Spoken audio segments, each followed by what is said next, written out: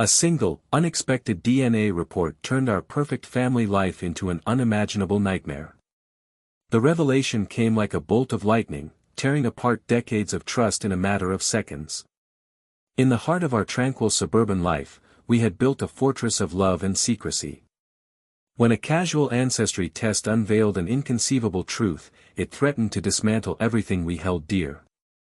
My husband and I had lived under the illusion of an unblemished family legacy, but behind the curtain lay a tale of deceit deeper than we could have imagined. It was a seemingly ordinary Saturday morning when the envelope arrived, innocently perched among the usual stack of bills and advertisements. But this wasn't just any piece of mail, it was the result of a DNA test I had whimsically decided to order a month ago. As I tore open the envelope, the excitement quickly melded into confusion. My hands trembled as I scanned the results, disbelief growing with each line my eyes crawled over. I called my husband, Daniel, into the room.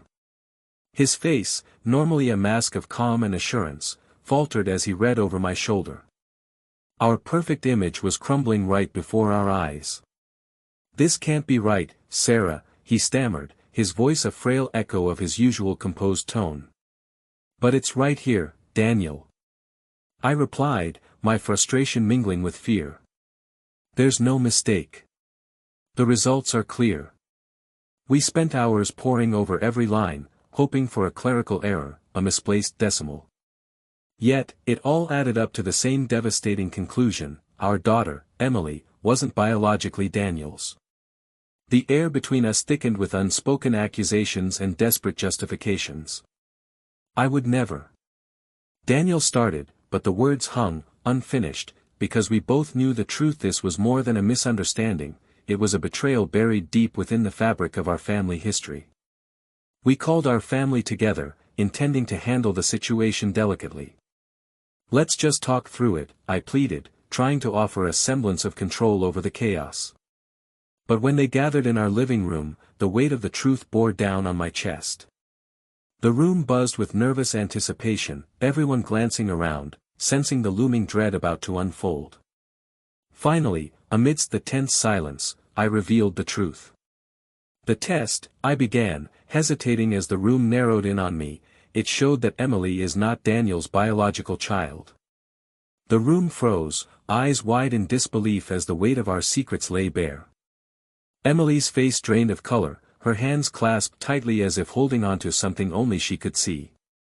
Meanwhile, Daniel stood by, his silence a heavy presence, a reflection of the betrayal he felt but could not voice. Emily turned to me, seeking answers I struggled to provide. Her voice cracked, "Mom, what does this mean? Whose child am I?" Her words sliced through the room, leaving a jagged scar of uncertainty and heartbreak.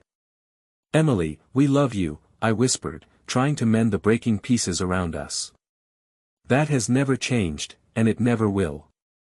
But the reality was undeniable, and the questions loomed larger than our reassurances. We all stood at the precipice of a truth that threatened to unravel the very identity we had nurtured for decades. In the days that followed, our home became a battleground of emotions. Each conversation seemed fraught with tension, every interaction an attempt to navigate through a minefield of pain and confusion. "Well, figure this out," Daniel would say, a promise that felt both hopeful and hollow, as we tried to hold on to the fragments of our family amidst the storm. Deep down, I harbored my own guilt. Was it something from my past, a moment lost to time, that had brought us here? Yet, amidst the sorrow, a small flame of determination began to flicker within me. This revelation, as crushing as it was, wouldn't be the final word on our family story. I was resolved to uncover the full truth, whatever it took, and to ensure that justice and healing could emerge from the wreckage. As the days stretched into weeks, a shadow of uncertainty hovered over our lives, transforming normal routines into fraught encounters. We were a family living in suspended animation, each of us tiptoeing around the silent elephant that had taken residence in our home. The revelation had cracked open not only the foundation of our family but also our very identities. Emily, once the vibrant hub of our household, had retreated into herself, spending hours locked away in her room. Her usual laughter was replaced by a haunting silence that echoed through the hallways. I longed to comfort her, to assure her that no matter the circumstances of her birth, she was loved deeply and irrevocably. Yet, I knew she needed space to process the monumental shift in her reality. One evening, I found myself standing outside her door, hesitating before knocking gently. "Emily, may I come in?" I called softly, hoping my voice carried the reassurance I so desperately wanted to impart. After a pause, a quiet, "Okay," emanated from inside.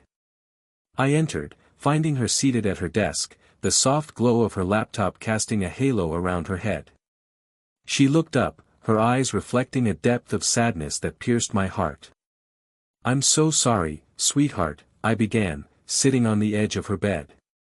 "I wish I could make this all easier for you." Emily turned in her chair, drawing her knees up to her chest. I don't understand how this could happen. How could I not be Dad's?" The question hung between us, heavy with implications and heartbreak. I took a deep breath, wishing for the right words to explain the inexplicable. "Sweetie, you are ours in every way that matters. DNA doesn't define family, love does. But I promise you, we will find answers." She nodded, though the uncertainty lingered in her eyes. "I've been thinking," she said, her voice barely above a whisper. "Maybe we should talk to Grandma. See if she knows anything." Her suggestion struck a chord within me. My mother-in-law, Elizabeth, had always been a figure of wisdom within our family, a keeper of family lore and secrets, some of which spanned generations. If there were answers to be found, she might hold the key. "I think that's a great idea," I agreed, feeling a glimmer of hope for the first time in weeks. "Let's visit her this weekend."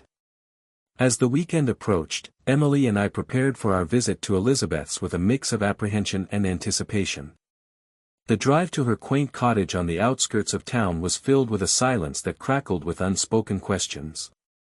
Upon arrival, Elizabeth greeted us with her usual warm embrace, her eyes studying us with a mixture of concern and curiosity. "It's so good to see you both," she said, leading us inside. "Though I sense this isn't just a casual visit."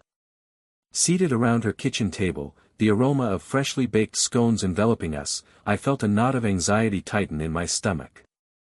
Emily took the lead, her voice steady though her hands fidgeted nervously.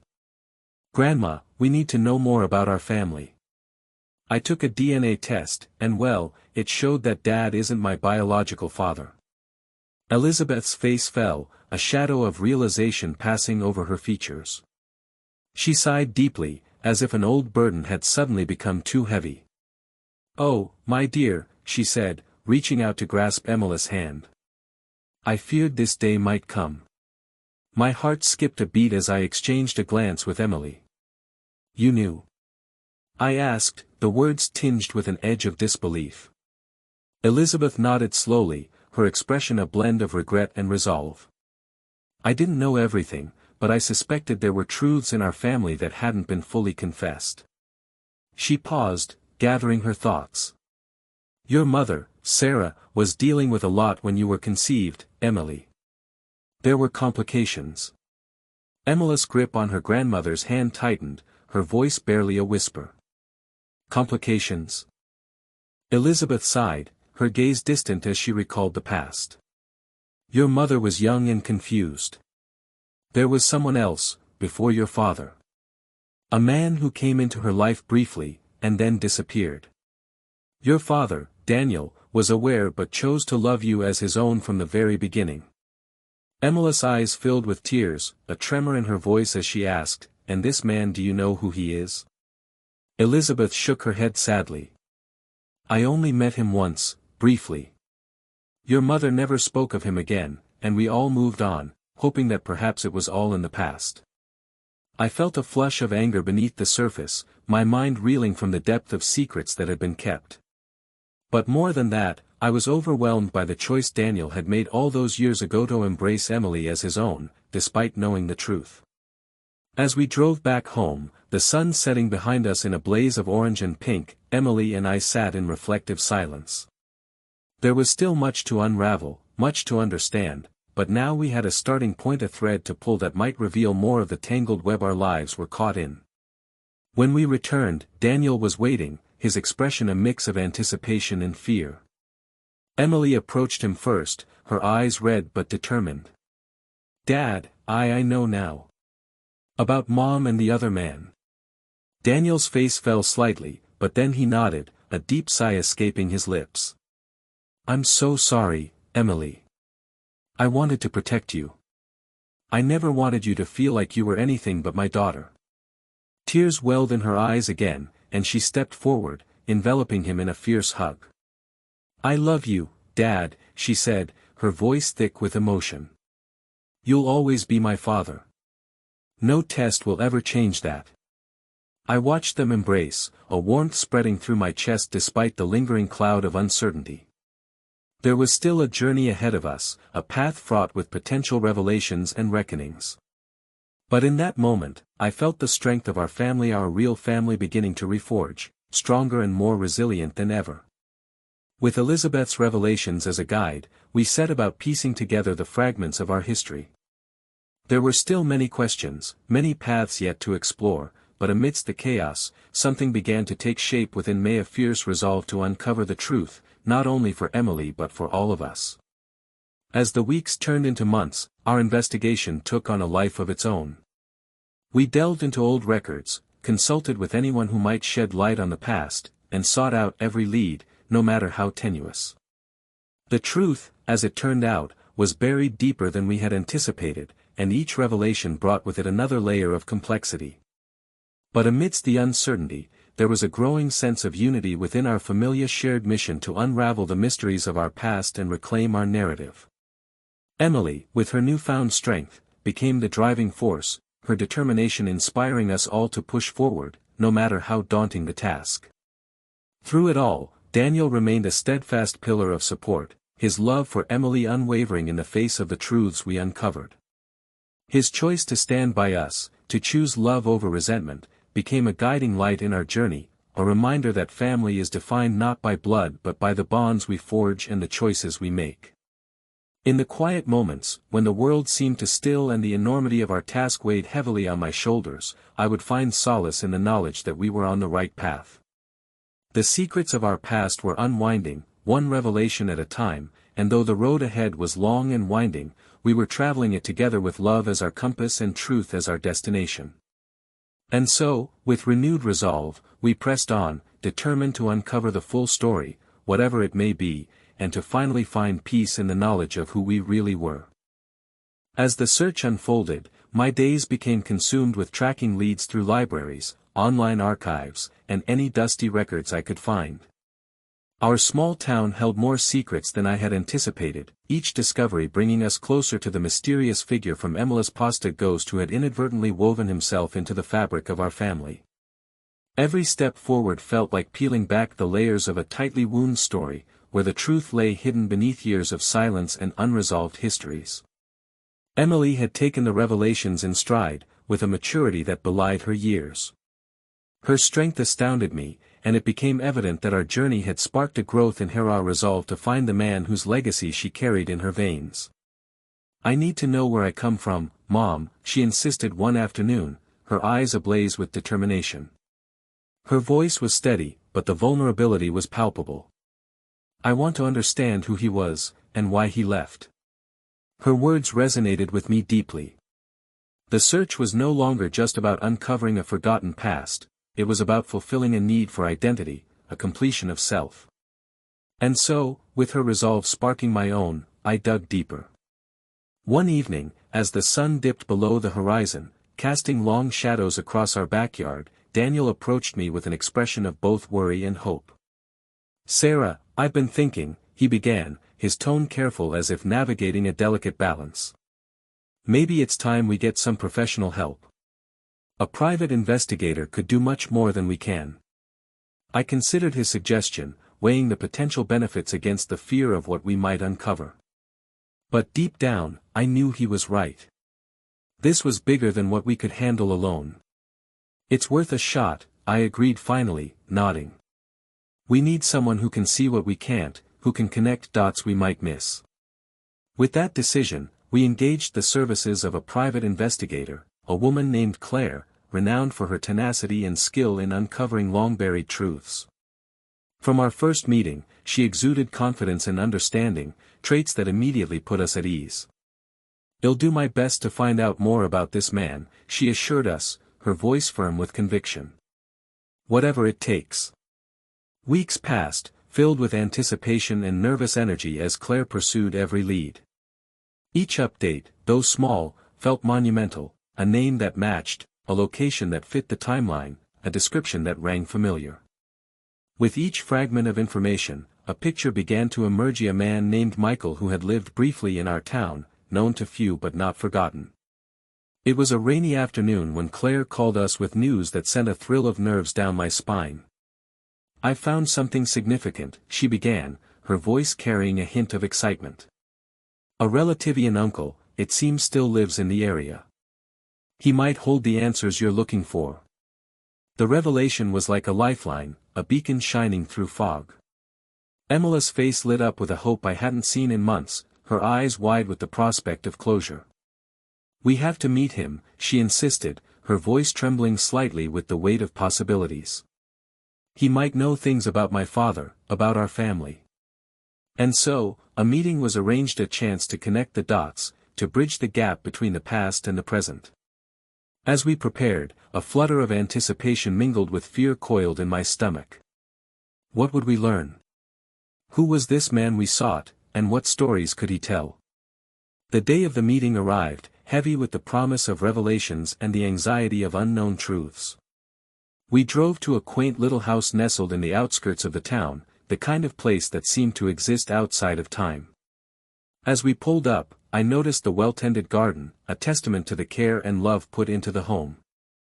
We were greeted at the door by a kindly man in his 60s, his eyes crinkling at the corners in a way that spoke of a life filled with both joy and sorrow. "You must be Emily," he said gently, his gaze settling on her with a warmth that immediately put us at ease. "I'm Robert, Michael's brother." Inside, over cups of tea and the comforting aroma of baking bread, Robert began to weave the tale of his brother Michael. "He was a wanderer, always searching for something more," Robert reminisced, a fond smile tugging at his lips. "But he loved deeply when he did love, and I know he cared about your mother." Emily leaned in, her eyes drinking in every word. "Do you know why he left?" she asked softly, the question carrying all the weight of years spent wondering. Robert sighed, a shadow passing over his features. "He left because he thought it was best. Michael got caught up in something he couldn't control, something that made him a danger to himself and those he cared about.